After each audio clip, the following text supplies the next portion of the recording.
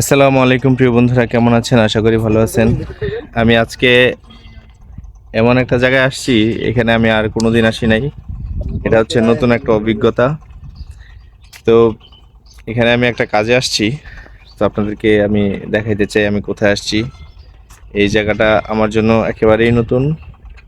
প্রিয় বন্ধুরা, আমি আসছি হচ্ছে, দেখেন, একটা ইটের ভাটায় ইট কিনতে আসছি। তো এখানে আইসা এখানকার চারপাশের দৃশ্য পরিবেশ দেখে আমার মনে হলো যে না না, আমার একটা কিছু করা উচিত আপনাদের জন্য। প্রিয় বন্ধুরা, আমি এখানে ঘুরে ঘুরে অনেকক্ষণ ধরে যাবৎ ঘুরতেছি, দেখতেছি সবাই কি কাজ করে, কেমনে করে, আহ, কিভাবে কি সব দেখতেছি। দেখে দেখে আমার প্রচণ্ড ভালো লাগতেছে এখানে। দেখেন প্রিয় বন্ধুরা, আপনাদেরকে আমি দেখাই। এই যে ইটগুলা এখানে সুন্দরভাবে সারিবদ্ধভাবে প্রথমে কাদা দিয়ে বানানো হয়েছে। বানানোর পরে এখানে এগুলি হয়তো বা 3 দিন 4 দিন 5 দিন লাগায় শুকাইতেছে। শুকানোর পর যখন একটু হালকা শক্ত হয়, ইটগুলা ধরলে যতক্ষণ না পর্যন্ত একটা মানুষ উঁচা করে ধরলে ভাঙা না যায় ততদিন পর্যন্ত এটা শুকায়। শুকানোর পরে এটাকে নিয়ে যাওয়া হয় ওই ইট খোলায়। আপনাদেরকে দেখাই, ওই যে ইট খোলা, ওইটাকে আমি খুব কাছ থেকে দেখাবো। ওইখানে নিয়ে যাওয়া হয়, নিয়ে ওটাকে সুন্দর করে সিরিয়ালে বসায়া ওখানে আগুন দিয়ে ওটাকে পোড়ানো হয়। পোড়ানোর পরে হয়তো বা 1 দিন 2 দিন 5 দিন হয়তো বা পোড়ার পরে একেবারে যখন খুব ভালোভাবে পড়ে ওটা খুব শক্ত একটা ইট হয়, তখন এই ইটগুলিকে সাপ্লাই দেওয়া হয় বিভিন্ন জায়গায়, বিভিন্ন দেশে, বিভিন্ন এলাকায়। তো প্রিয় বন্ধুরা, আমি আজকে ইট দেখতে আসছি, ইট কিনতে আসছি বললেই হয়। তো এখানে দেখেন কি সুন্দর ইটগুলা ওনারা বানায় রাখছে। এগুলি পোড়াবে, পোড়ানোর পরে এগুলা ইট হবে, দালান বানানোর জন্য ইট হবে, বিল্ডিং বানানোর জন্য ইট তৈরি হবে। চলেন আপনাদেরকে একেবারে ইট ভাটার একেবারে ভিতরে নিয়ে যাই, ওখানে কি হয় আপনাদেরকে দেখাই।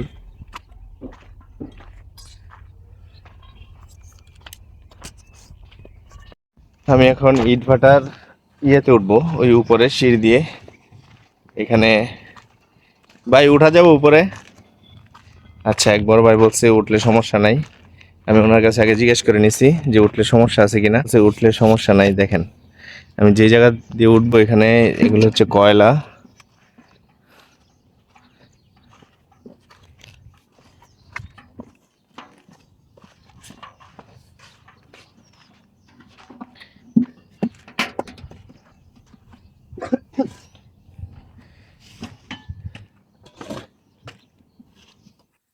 সিঁড়িটা দিয়া উঠতেছি আমি, যে সিঁড়িটা দিয়া, এদিক দিয়া প্রতিদিন যারা এখানে কাজ করে তারা প্রতিদিন সারাদিন এদিক দিয়ে ওঠে।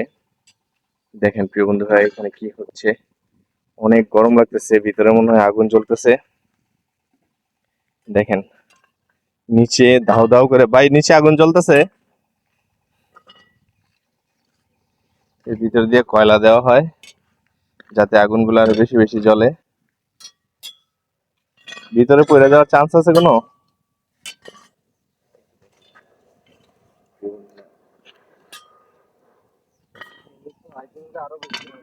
হ্যাঁ,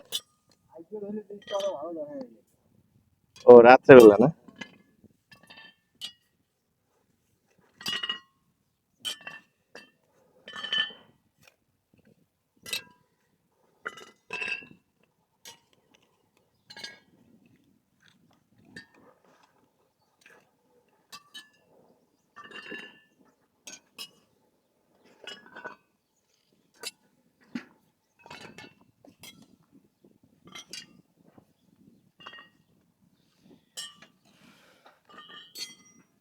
প্রিয় বন্ধুরা, আমি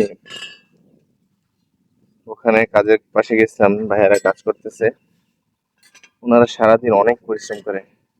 এই যে নিচে আমি যেটার উপরে দাঁড়ায় আছি, ওটার নিচে শুধু আগুন আর আগুন, ওটার নিচে শুধু আগুন আর আগুন। এই আগুনের মধ্যেই মানুষ সারাদিন কাজ করে। নিচে খুব গরম লাগতেছে প্রিয় বন্ধুরা, কারণ নিচ দিয়ে তো আগুন জ্বলতেছে। তো এখানে দাঁড়া থাকার বেশিক্ষণ ঠিক হবে না, যেহেতু আমি অনভিজ্ঞ একটা মানুষ। এখানে অনেক ইট খোলা, এটা হচ্ছে মিনিমাম 80টা। এখানকার যে ইট খোলার মালিক উনি বলতেছে এখানে 80টা ইট খোলা আছে। প্রত্যেকটা ইট খোলার রাস্তা হচ্ছে একটা, এদিক দিয়ে গাড়িগুলো যাবে, ইট নিয়ে নিয়ে বেরিয়ে চলে যাবে। ঠিক আছে, তো এই ইট খোলাটা আমাদের পরিচিত, এই জন্য আমরা আইসা যতই পরিচিত হোক আমি অবশ্য দামাদামি করবো, দামাদামি করে তারপর ইটটা কিনবো,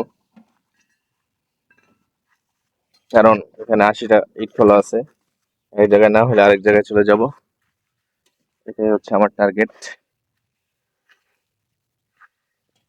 বন্ধুরা, বিভিন্ন জায়গায় বিভিন্ন মানুষের বিভিন্ন রকম কর্মকাণ্ড। এইখানে আমার প্রথম আসা ইট খোলায়। আগে অবশ্য আমাদের বাসার আশেপাশে ইট খোলা ছিল, এখন আমাদের ওখানে সিটি হয়ে গেছে, এই জন্য সিটি থেকে সব ইট খোলাগুলো বের করে দিছে, এখন সিটির বাইরে চলে আসছে। তো প্রিয় বন্ধুরা, এই যে কাজের একটা ধরন দেখলেন, কিছু মানুষ এই গরমের মধ্যে এই আগুন হাতে নিয়ে কাজ করতেছে, কিছু মানুষ এসি রুমে কাজ করতেছে, কিছু মানুষ রিক্সা চালাইতেছে। মানে যার যেটা পেশা, তার ওই কাজের জায়গাটা যেরকমই হোক না কেন, যার যেটা পেশা তার কাজের জায়গাটা যেরকমই হোক না কেন, তার সেটাতেই অভ্যস্ত থাকতে হবে। এটাই হচ্ছে নিয়ম, এটাই হচ্ছে সিস্টেম। যেমন মনে করেন একটা রিক্সা চালক প্রতিদিন 1000-1200 টাকা ইনকাম করে, 1500 টাকা ইনকাম করে, মাস গেলে ওনার 50,000 টাকা হয়। একটা ভালো চাকরিজীবী মানুষও মাসে 50,000 টাকা ইনকাম করতে পারে না, কিন্তু ওনার পরিশ্রমটা, রিক্সাওয়ালার পরিশ্রমটা বেশি, উনি গায়ে গতরে খাটে বেশি, উনি টাকা ইনকাম করে বেশি। আবার হচ্ছে যে লোকটা একটা ভালো চাকরি করে, উনি 50,000 টাকা না পাইলেও, 30-40,000 টাকা পাইলেও তার সংসারটা ঠিক চলে, তার চাহিদাগুলি ওই টাকার মধ্যেই সীমাবদ্ধ থাকে। এবং রিক্সাওয়ালা যে পরিশ্রমটা করে, যে খাটাখাটনিটা করে, সেটা কিন্তু উনি করে না।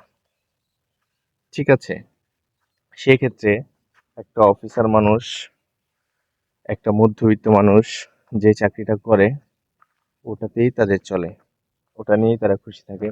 একটা রিক্সা চালক যা ইনকাম করে সেটা নিয়ে তারা খুশি থাকে। আর আমার ইট ভাটার যে কর্মজীবী মানুষ ভাইরা আছে, তারাও এটাতে খুশি থাকে, এটাতে তারা মানাংশই, এটাকে তারা মেনে নিছে। প্রিয় বন্ধুরা, অনেক ভারী কথায় যাইতে চাই না, অনেক কিছু দেখাবার বাকি আছে। এখানে দেখেন প্রিয় বন্ধুরা, এগুলি ইট বানায় বানায় রাখছে, এই ইটগুলা পূর্বে তারপরে ইট হবে। এখানে অনেক ভাঙাচোরা ইট আছে, দেখছেন, অনেক ভাঙাচোরা ইট আছে, এই ইটগুলো ভেঙে গেছে, এই ইটগুলো আবার মাটি হবে, এগুলোর আবার নরম করা হবে, এগুলা আবার পুনরায় এগুলাকে আবার ইট বানানো হবে, যতক্ষণ না এটা ইট বানায়া ইটগুলাকে বাজারে বিক্রি না করা হয় ততক্ষণ পর্যন্ত এই মাটিগুলো বাদ না।